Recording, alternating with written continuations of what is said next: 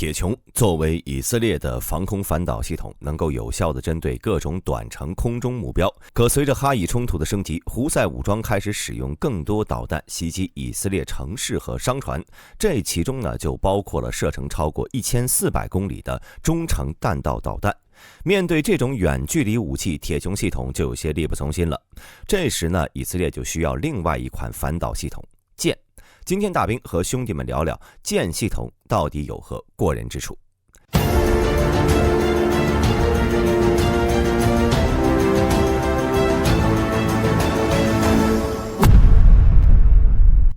提到剑防空系统，很多兄弟呢可能会把它和以色列另一款防空系统剑3搞混。其实呢，两者并不是一种东西。剑3反导系统是苏联科洛姆纳设计局在1970年开始研发的一款便携式防空导弹，主要目标呢是直升机和低空飞行的高速飞机。而剑防空系统呢，则是以色列航空航天防空公司在1986年开始研发的一款远程防空系统，主要目标是各类弹道导弹，并替代当时表现不佳的初代爱国者。在上世纪90年代，几场中东战争让以色列在耶路撒冷站稳了脚跟，也招致了附近所有阿拉伯国家的敌对。同时，苏联的远程弹道导弹也开始流入阿拉伯国家。当时以色列的反导系统使用的是美国雷神公司生产的 MIM-104爱国者，但当时的爱国者系统呢还相当的不成熟，毕竟拦截弹道导弹这事儿呢，在1991年之前还是一个概念。在海湾战争中，伊拉克向以色列和沙特发射了大量飞毛腿导弹，这些飞毛腿导弹经过伊拉克的改造，射程更远，杀伤性更强。虽然爱国者成功地拦截了一些飞毛腿，但同时也暴露了很多问题，其拦截成功率甚至不足1成。爱国者的失利暴露了防御弹道导弹的一个难点，就是速度问题。在这里，大兵要先和不了解的兄弟们说一下弹道导弹的飞行过程。弹道导弹的轨迹近似于一条抛物线，在弧线的前半段被称为加速阶段，导弹的火箭推进器会全力燃烧，推动导弹向高空飞行。当火箭推进器的燃料耗尽时，就会与弹道导弹主体分离，以此来减轻导弹的重量。此时导弹进入中途阶段。一般来说呢，弹道导弹都会采用惯性导航，在发射前呢就确定了航向，并在惯性作用下继续上升一段距离，并改变角度向目标前进。由于此时呢没有其他推力推动导弹，因此中途阶段也就是弹道导弹速度最慢的阶段。当导弹越过最高点，在引力作用下开始下降时，叫做终结阶段，也可以简称为末端。此时导弹呢在重力作用下以极快速度加速，类似洲际弹道导弹能在大气层外开始加速，由于没有大气的摩擦，最终能达到15马赫以上的速度。进入该阶段的弹道导弹几乎无法拦截了，因为已经没有人类飞行器能在大气层内追上它们了。就算是美国转为末端拦截而生的萨德反导系统，对于进入末端加速的洲际导弹也没有十足把握，所以如今各国都把拦截弹道导弹的重点放在了中段上。现在我们就可以得知爱国者导弹面对飞毛腿时表现不佳的原因了。由于爱国者导弹的设计思路还是防空导弹打飞机的那一套，采用了近炸延时引信，准备让爱国者接近飞毛腿时在空中爆炸，并且利用四散的钢珠引爆飞毛腿。然而飞毛腿虽然是一枚短程弹道导弹，可在重力加速度下呢，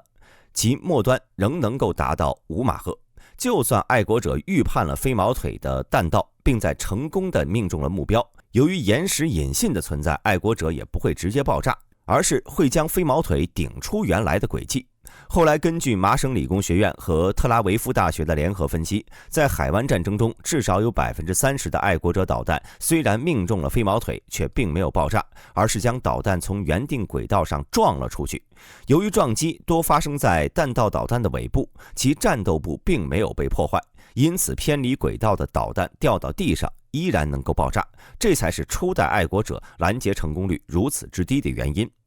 而剑系列项目的研究计划呢，正是在海湾战争爆发前的1986年。当时以色列碍于已经装备上了爱国者，因此并没有把剑系统放在心上，无论是经费还是人员素质都有一些欠缺，这导致在1990年出厂的剑1防空系统在实验阶段就遭遇了一系列失败。更重要的是，由于该导弹参照了爱国者的设计思路，因此爱国者的毛病它也全都有。在1994年，爱国者与飞毛腿出战失利后呢，更加拉胯的剑1也被以色列国防部终止了，并随即重新开始了剑2项目。剑2防空系统具体可以分为3个部分：雷达、控制中心以及发射器。剑2的雷达为以色列的 IAI 的 ELTA 部门自主开发的轻松雷达，属于有源电子扫描阵列雷达，探测距离达到500公里，并能够同时锁定30个速度为 8.8 马赫以下的目标，并为导弹制导精度误差小于4米。而控制中心呢，则被称为金香园，它是一个综合了战斗、管理、指挥、控制、通信的情报中心。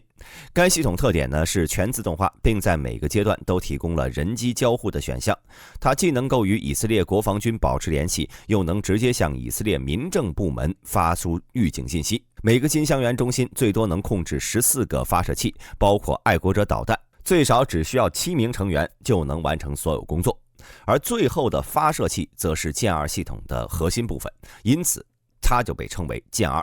剑2发射器为6连装，也就是1个发射器6枚弹药，每发剑2导弹射程为200公里，采用固体火箭推进器作为动力，最高速度达到了9马赫。在轻松雷达被发现弹道导弹后呢，就会迅速计算导弹的弹道，同时控制剑2发射。剑2采用2级助推模式，第一段的火箭推进器会将突破空气的阻力将剑2送入海拔50公里以上的区域。这里呢处于平流层之外，空气稀薄，因此阻力更小，也是剑2达到高超音速的关键。同时1级助推器和导弹主体脱离，2级助推器点火，在重力和火箭助推器的双重作用下，剑2最高能达到9马赫的速度，并在红外和雷达指导下向目标奔去。如果是低空防御，剑2可以通过4个可动的尾鳍，利用气动力在空中调整方向。如果在平流层之外，剑2的2级助推器也能够改变方向，提供矢量推力。由于其燃料自带氧化剂，因此就算在外太空，剑2依旧能够正常运行。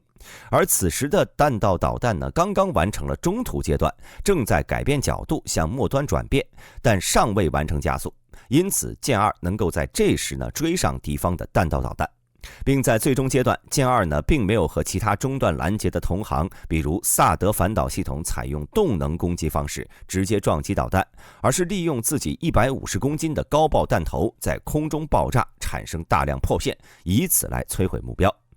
这2种方式呢各有优劣，兄弟们且听大兵逐个分析啊。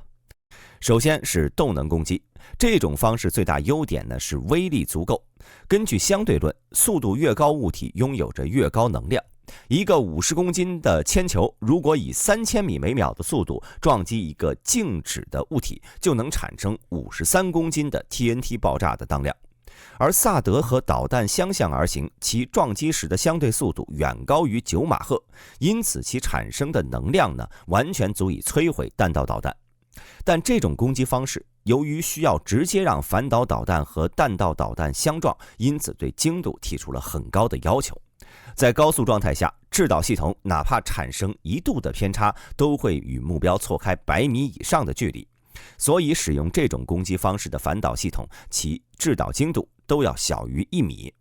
而以色列的剑2系统呢，使用破片进行杀伤，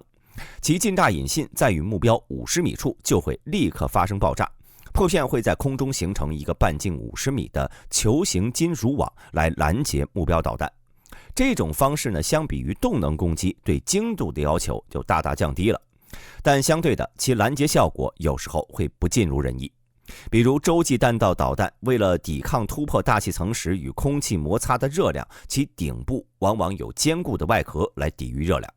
这将在一定程度上降低破片的伤害。刚刚大兵说了，剑2系统使用的轻松雷达，其精度在4米左右，所以剑2采用爆炸弹头也是无奈之举。不过对于各种使用碰炸引信的中程导弹来说，爆炸弹头已经足够了。更重要的是，和萨德反导系统不同，剑2能够同时对高空和低空目标同时进行拦截，这种适应能力呢，对于处于复杂环境下的以色列来说十分重要。剑2系统在1995年建造完成后，历经了数次实验，并在1998年正式交付。在2000年，剑2系统成功地摧毁了一枚由以色列拉斐尔公司制造的黑麻雀导弹。而剑2的交付呢，丝毫没有让以色列有丝毫的放松，因为反导和导弹就像兵器时代的矛与盾，你在发展的同时，对手也没有停下来休息。在2003年，伊朗就和俄罗斯合作，准备研制流星5远程弹道导弹。根据伊朗声称，该导弹的射程能够达到5000公里，足以从伊朗覆盖中东全境。除此之外呢，在洲际导弹的研究上，伊朗的进展也可以用突飞猛进来形容。因此，以色列的剑系统也必须迎来升级。剑2系统在2000到2010年期间经历了4次升级，升级的主要重点是在雷达部分，将原本的轻松雷达升级为超级轻松雷达，其探测范围呢由原本的450公里扩展到了900公里，探测距离直接翻了1倍。同时，针对伊朗的导弹威胁，剑2 Block 4版本还成功的在2008年摧毁了一枚伊朗制造的流星3导弹，该导弹射程为1000公里，最高速度为7马赫。到了2010年，剑2 Block 4.1 将近炸引信更换为了动能弹头，这证明了剑2的制导系统得到极大的提升。虽然大兵没有查到详细资料，得知以色列是如何完成这一变革的，但至少可以确定，目前剑2的精度至少在1米之内。除了应对大气层内的剑2外，在2008年，以色列还与波音公司联合共同研制了剑3导弹。相比剑2呢，剑3专注在大气层外对洲际导弹进行拦截。该导弹在2017年投入使用。根据以色列航天局主席声称，剑3呢是一款反卫星武器，这也让以色列成为当今世界上为数不多的可以对卫星展开攻击的国家。至此呢，以色列的导弹防卫系统已经相当完善了。由铁穹系统负责4到70公里的近空防空，由魔杖系统负责40到300公里的中程防空，最后剑系统负责90公里以上甚至外空间的防空任务。整个体系是环环相扣，密不透风。所以我们也看到，在哈以冲突中，除了饱和打击的火箭弹，几乎很少有导弹能够落在以色列的土地上。关于以色列的防空体系，兄弟们还有什么问题可以发在评论区和大兵一起讨论。本期视频到此结束，我是大兵，我们下期再见。